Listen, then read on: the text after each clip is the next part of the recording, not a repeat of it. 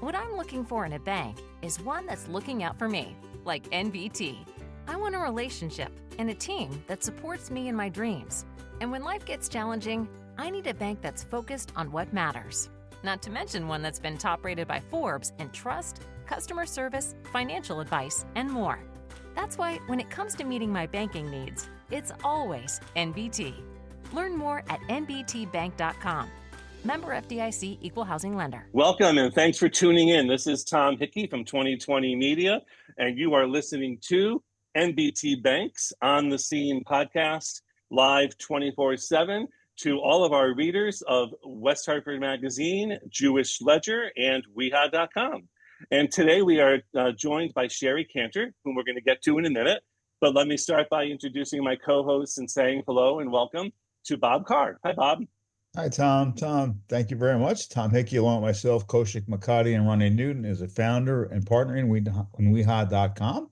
Tom brings to West Hartford the Connecticut Jewish Ledger, West Hartford Magazine, which is West Hartford's original lifestyle magazine, the various tastes of West Hartford, the best of West Hartford, which recently celebrated its 10th anniversary last November, and Shari did a somersault. And other fun events throughout the year. Our podcast is assembled and posted by the Modern Observer Group of Middletown, Connecticut. And today our guest is Shari Cantor, Mayor of West Hartford. Hello, Shari. Hello.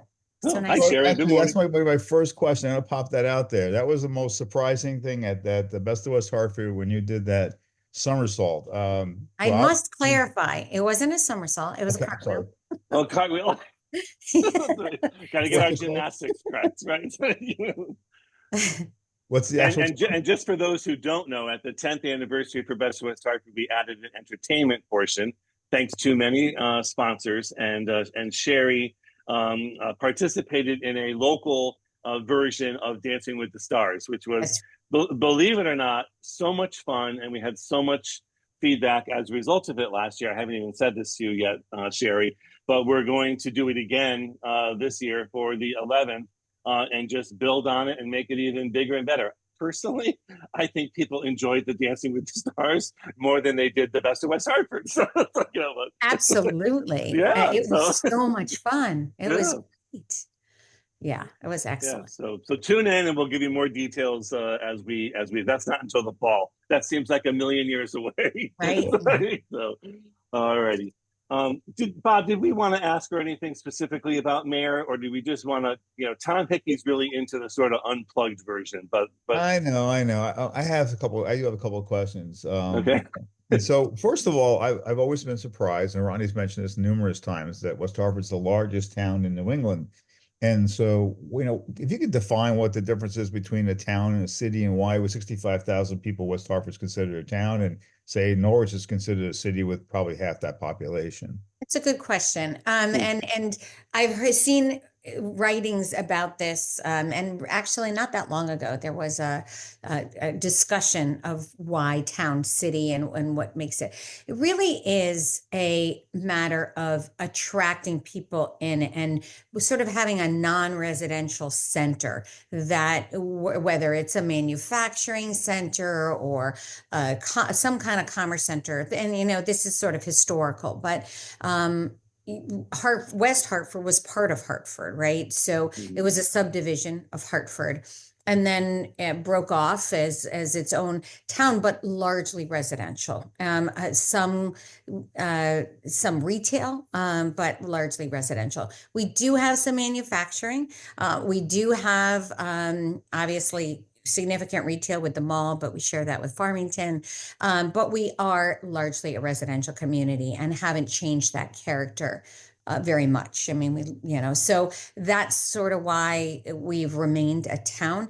It's a self-designation. So, and I would say over 40,000, you could be a city, again, being a center and a draw for maybe communities around you. We are a draw for restaurants or whatever, West Hartford Center, but it's a little different than having, a performing arts center and a variety of things that bring people in for big events, for big, for work, for I get it. So traditionally, there's no commercial core to West Yeah. Hartford. We're going to say Hartford is the commercial core of, Main Street and Trumbull Street, et cetera. I got it. Okay, that makes And sense. that's why, and there are areas in the state that have cities that are smaller, but they are maybe a core of another area. Hartford's our core. And Yeah. so there's not a lot of, the town of Manchester, similar size, the town of East Hartford, Mm, similarly positioned in that we are, Hartford's our center city core. So, great. Gotcha. yeah. Gotcha. Cool. And Sherry, I'll say it Question. wrong. What's that great tagline, that city? City style village charm. There you go. That's it. I always get it backwards, but yeah, I love it. That's great. Yeah. Yeah. So I think it's still there, and I hear about it from people all the time that have relocated from New York and Boston or DC or even LA. I just was at a women's breakfast in Texas, this woman that just moved from Texas. Wow. Yeah, they said so. It is Interesting. amazing. Yes, So I'd love to use this as a little segue just to get into some of the personal stuff. You are a lifetime Mhm. West Hartfordite, as we Yes, I refer to am. it. You don't Yeah, know this. So, we don't have to get into, anyone can Google you and, and look at all the facts and all the info. But one of the things that I found so interesting was, like when, I don't know, go back to high school or whatever you want to go back to, or Mm. something. Sitting in class one day thinking I'm going to be mayor someday? Absolutely not. No. No way. Yeah. So how did this happen? Yeah, how did this happen? Yeah, so I was in a high school, and I am vertically challenged. I'm on the petite side. I'm 4'10" and a half with a deep breath.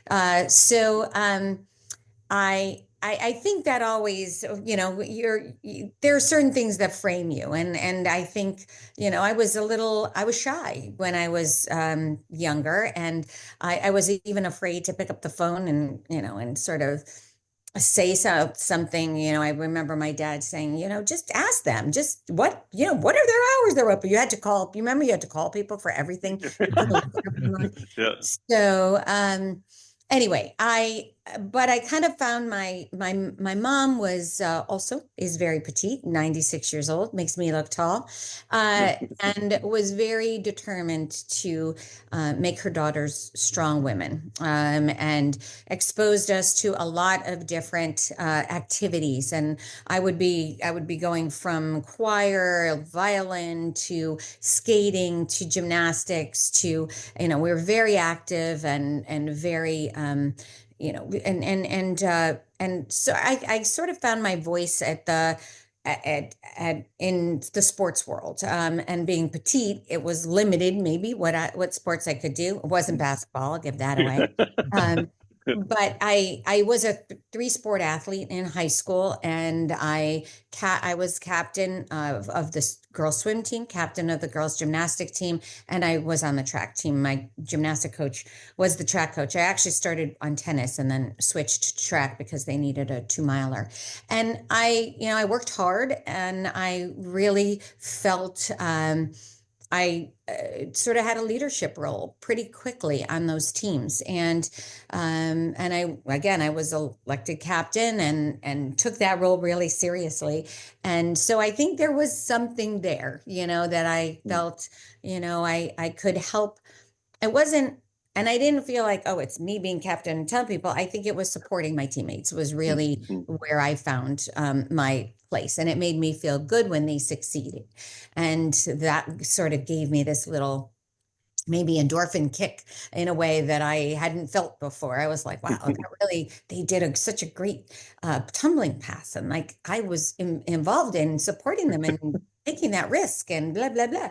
So that was great. And so I think that's where sort of some of that came from. But I was an accountant by education. I graduated University of Connecticut, and I did club gymnastics for a little bit, but decided to do other things in college. So I didn't really um, follow that route. But I became involved in some other things, whatever. And then I graduated college. I worked in public accounting, and then I worked in at Cigna. I get married. I have one son, then two sons, then three sons. And then I actually left. Well, I was working at Cigna, and I started classes for a master's in social work. I had a family member, and I also had a good friend who was in an abusive relationship, destructive. Not one was verbal and one was more physical, but in relationships that were really not good and that they needed to leave, and felt very financially inadequately prepared to walk out of that relationship. So I thought, maybe there's a place here. So I started in my master's of social work at UConn, and juggling three kids, a husband that was traveling a lot for work, a global practice. And I was working part-time, actually. At the time, it was a full plate. And we decided to have a fourth child. And when Jacob was born, he was born with, and I think you know this, Tom, I'm not sure, but complex congenital heart disease, and needed 3 open heart surgeries before he was 2. And so life changed. We were very much, I couldn't have my schedule determined for me. I needed to determine my schedule. So really managing, the house and the 3 kids and this sick child that was really pre-surgery and post-surgery needed to be out of the public. And so I saw things that I had not seen before in families struggling in ways that I just hadn't been exposed to before. And so there was an understanding that certain decisions that the government makes impact families in ways that are pretty profound. So when we were in, Jacob was born in October, the Children's Hospital opened in April, the same year that he was born. And we had access to great care, great coverage, great medical care. And so, but Hartford Connecticut Children's was not doing the surgeries that he needed yet. They do them now, and they're fantastic. But we had to go to Boston. So when we went to Boston for his second surgery, the first surgery was done here. The second surgery, we had to go to Boston, and 3 babies died while we were waiting in the ICU. And that had, their defects were no worse than Jacob's, but they didn't have the care that Jacob had. So that really affects in a profound way. Yeah. So you don't walk away from that and just go back to normal life and think like, oh, we're good. And, so that, anyway, time goes on. I am, as you know, I run places. I don't walk. I'm pretty high energy. I'm, dealing with these 3 boys, this sick child. And then, kindergarten comes and things are better. He had 1 more surgery left and things were going to be stable. He has a 2-chambered heart. By the way, he's a lawyer now. He lives in Chicago. He lives with a wonderful woman, and he's doing great things. So just to say that he doesn't run marathons or scuba dive, but that's all good. So, so he was when he's 6 years old, 7 years old, things were really, I could see the light, that everybody was in a good place, and I could, start to think about my next step. Like, do I go back to finish my master's? Do I step back into the paid workforce? And what do I do? And again, Michael's firm was really, it was very demanding, and he was traveling quite a bit. So I went to a fundraiser for Jonathan Harris when I call it the Roland Ripple, when Roland resigned and then Rel became governor, and Kevin Sullivan became the lieutenant governor. It opened up a state Senate seat, and Jonathan Harris was running for that seat. And this was 20 years ago. And I stepped in to this fundraiser, and I had been PTO president, and I had been room parent, and I was very involved in the Heart Association and very involved at Connecticut Children's, and just doing a lot of different things. I was a choir parent, and whatever they needed me, I'm like, sure, I'll do it. So And I had kids in elementary, middle, and high school at the time. And so I'm walking out of the fundraiser, and Chuck Corsi grabbed me, and then Scott Slifka followed up and said, would you like to be, you'd be great on the council. Like, would you like to be on the town council? And I had never thought about running for anything besides like captain of the, Yeah. sport team or something. And so I'm like, yeah, I don't think so. And I remember we were both headed to different athletic fields to pick kids up. And so I remember calling Michael in the car. I had one of those hardwired phones in my car, and I call him in this big giant phone. I call him and I said, after you left, I just want to tell you, they stopped me and said, blah, blah. And would you be interested in the council? And he said, he just was quiet for a minute. And he said, you should think about it. You really should think about it. And he said, I think you'd be great. And so we came home, we talked about it. I had lunch with them. They lied to me and said, oh, it's nothing, what can you do? And it won't take up any time. Yeah. Exactly. And so this was appointed midterm. I didn't have to run, but the commitment was to run for the next council position. So obviously I did it. And I will say that first year, I just listened a lot because I had actually testified before the Board of Education when the board was thinking of breaking this, of reconfiguring the schools to be K2 3 5. And I remember feeling very strongly about having 4 kids, having a child with a medical condition, and having to personally get to all that, in another school. Like I personally, and I was privileged in having support and being able to afford a babysitter and having, and I was like, I don't know how families are going to do this. And I also saw how mentored my oldest one has dyslexia, and he was mentored by an older student at Morley School, and it made a world of difference to him having this student kind of support him. And I just was like, well, I feel like this is being rushed for reasons that might not, so anyway, I did testify. I remember being so nervous about it too. And I'll never forget that experience when people come and testify before us. But I never was really political. I did actually do a little campaign for pools in schools when I was in sophomore in high school. I was like, we need pools in our high schools. And my parents were like, no. And I'm so glad we didn't do that. Ultimately, our cornerstone is better. But anyway, I remember knocking on doors going, we need pools in schools. We're going to. So I guess there was a thread of something there, but it wasn't a political. I'm married into a bit of an active political family, but and I still don't see myself as political. I see myself as a volunteer and a person that's dedicated to public service, but not so much a politician. And sometimes people will say that to me as a criticism.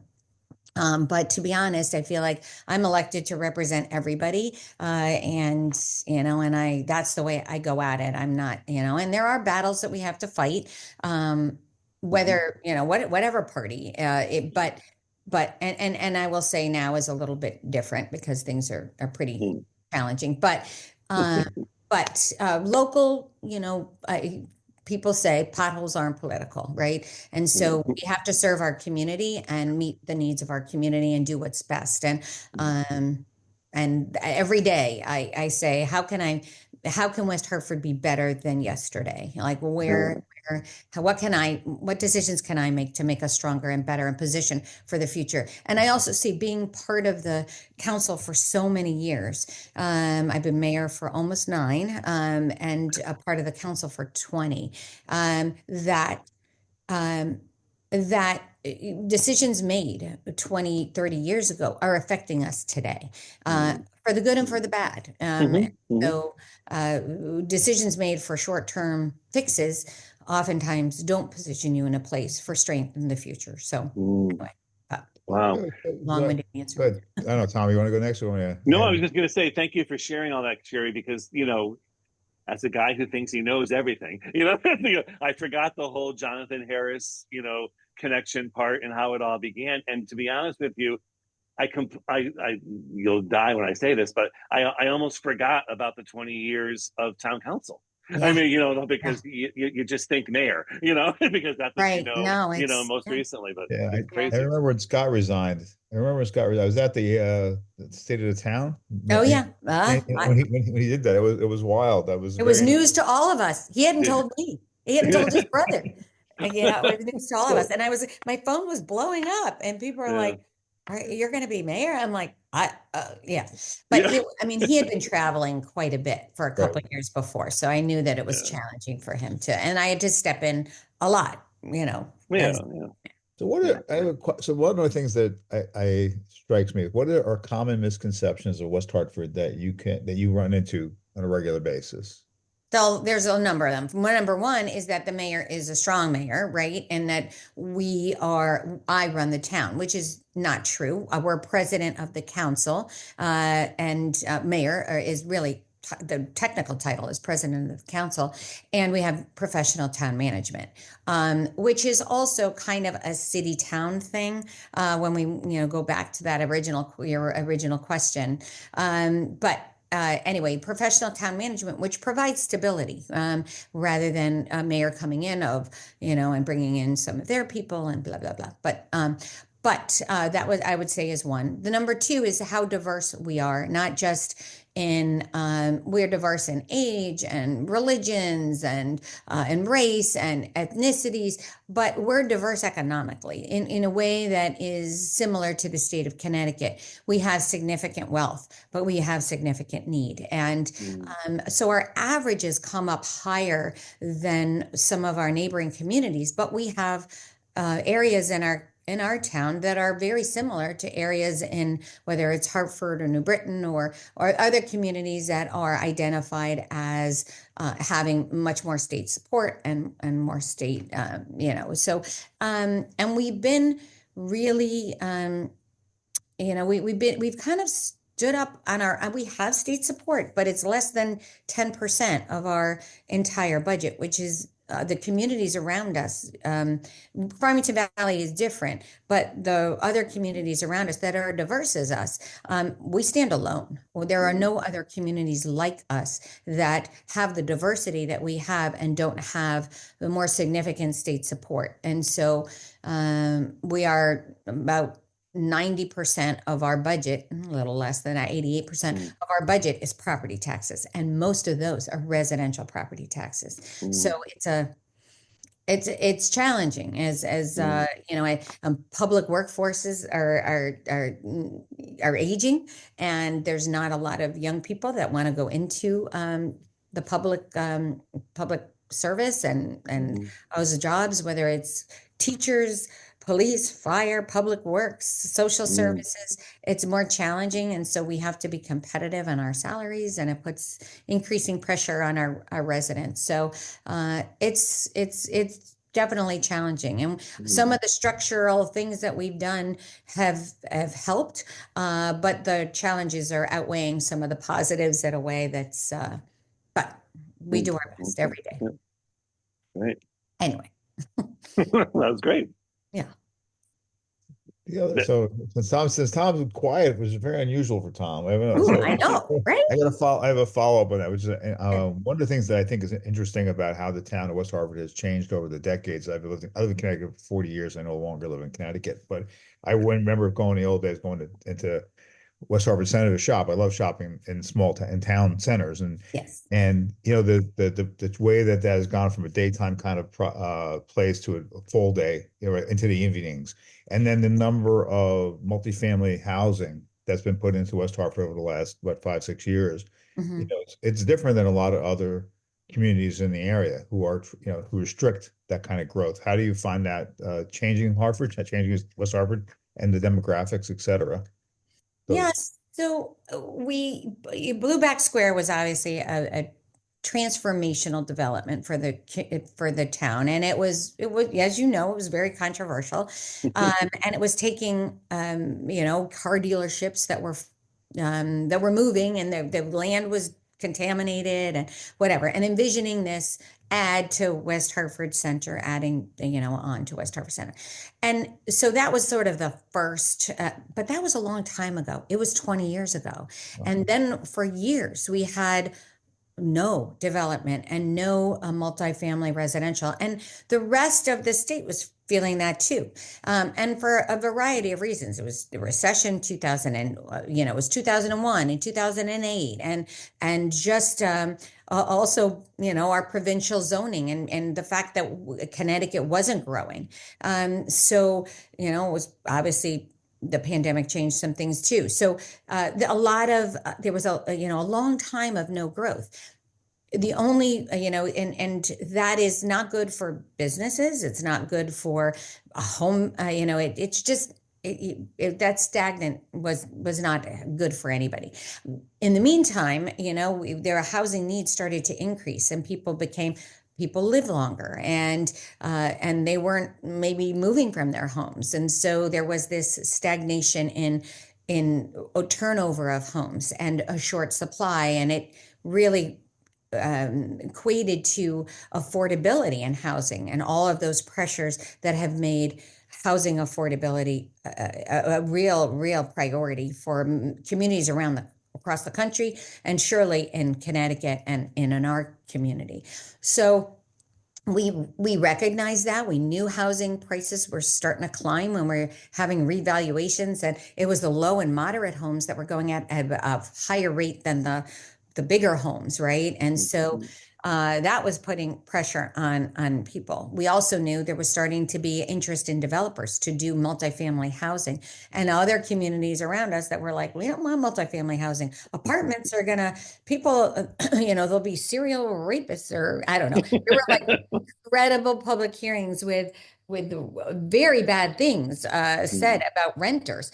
And I knew personally that friends that were renting, and my kids that were college graduates that were renting, and people that were renting that actually had to pass background checks and leave 2 months of rent, up front, and probably had more screening than your neighbor next door that could buy a house. And, so the first multifamily development was 243 Steel. And it was so successful, they kept coming back to the council to add on and add on and add on. We had a public hearing till 2 a.m. with opposition for that development. The neighbors were up in arms, including my own neighborhood, that it's going to change everything, the traffic, everything's going to change. So it was a very clear example of, 3-5 years later, that it actually strengthened property values. It actually gave a lot of people I met from that development. One of my husband's partner's daughter lived there for a while. I had met people that were moving, selling their homes in Granby and Simsbury, that wanted to be in a more vibrant community, that they could walk places. And so it was clear that there was an interest and a need, and developers recognized that. And then it was Bishop Place, being walking distance to the center, same developer actually. And then we are a highly developed community, so it's adaptive reuse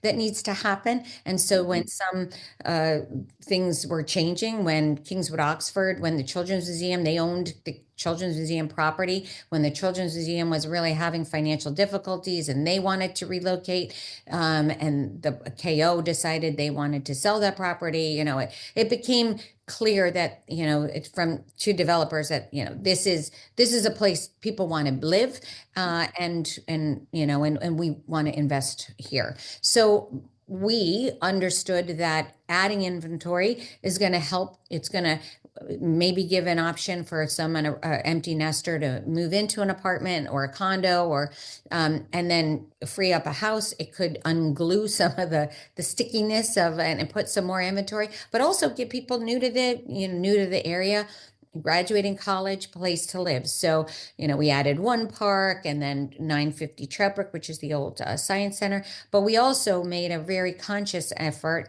and intentionally having renters at all different price levels to add an affordability component, because our market rate housing is very high, $2,000 to $3,000, even $4,000 for apartments. So, and that's challenging for a number of families. A teacher, a police officer, they're a nonprofit, a musician. My second son's a musician. So hard to. And my youngest son is a legal aid lawyer. It's hard to live in a nice quality apartment, a newer apartment at those. So we have worked with our housing authority and quality, a really quality developer of affordable housing, and the West Hartford Inn has been converted to 100% affordable housing. That will be opening soon. We added the byline, and then obviously the Yukon properties are in process. So there has been a lot of activity, but I will say there's a very big interest in being walking distance to centers, a place to get a coffee, a place to get a beer, and have a meal and be, in community. And so that development around West Hartford Center is still very high from developers, and we are working hard. It's expensive property. It's expensive to build. And adaptive reuse is an expensive process. It's very different than having a blank slate of a lawn and saying, oh, we're gonna rise an apartment building here. And so all of those. No, thank you for sharing all that, Shari, because it's really what Bob and I and our teams live off of every single day. If there wasn't, an interest in living and working and playing, in Right. West Hartford, or just being a part of West Hartford, if you're not lucky enough to live, here or work here, there would be no WeHa.com, West Hartford Magazine, Jewish Ledger, That's right. there'd be no podcast. None of Yes. it. So, Right. so we really look forward to that. And one of the things I just want to use it as an opportunity, because I think it's something that people forget, and I hear it all the time. You mentioned earlier about people thinking that, you run the town, a little bit, but, really it's the town manager, blah, blah. Well, we hear all the time, oh, these are wonderful, Best of West Hartford and Dancing with the Stars and Taste of events. How much of my tax dollars are being, spent, and I want to remind people, because I say it all the time, the outdoor art exhibits, the same thing. These are all done by sponsors, by wonderful people who, have grown up and lived and breathed, for generations, in this community, and some brand new, who support and want to be a part of everything that's going on at West Hartford. So we're going to have to leave it at that, because we're way over what we would normally spend our time with, but that's okay, because I think we're going to have people glued in. But if it's okay with you, Shari, we'd love to have you back sometime, because I still have 8 or 9 questions I haven't even asked. I'm sorry, long-winded. No, that's all right. We needed to hear all of that. It was very, very helpful. And at this time, I'd like to acknowledge again and thank our sponsor. Again, getting back to, there'd be no podcast without NBT Bank sponsoring on the scene. So Andreas and team, thank you very much. And for everyone that's listening, we will make sure that we look for you as we're out and about and on the scene. What I'm looking for in a bank is one that's looking out for me, like NBT. I want a relationship and a team that supports me in my dreams. And when life gets challenging, I need a bank that's focused on what matters. Not to mention one that's been top rated by Forbes in trust, customer service, financial advice, and more. That's why when it comes to meeting my banking needs, it's always NBT. Learn more at nbtbank.com. Member FDIC, Equal Housing Lender.